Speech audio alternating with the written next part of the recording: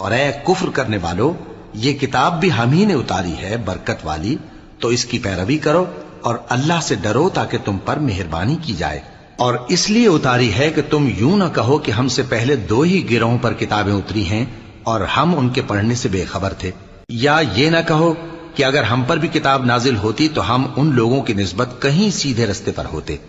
سو اب تو تمہارے پاس تمہارے پروردگار کی طرف سے دلیل اور ہدایت اور رحمت آ گئی ہے،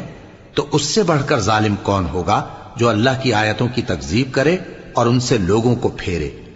جو لوگ ہماری آیتوں سے پھیرتے ہیں، اس پھیرنے کے سبب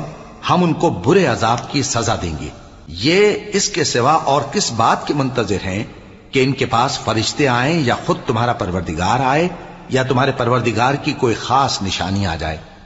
جس روز تمہارے پروردگار کی خاص نشانی آ جائے گی تو جو شخص پہلے ایمان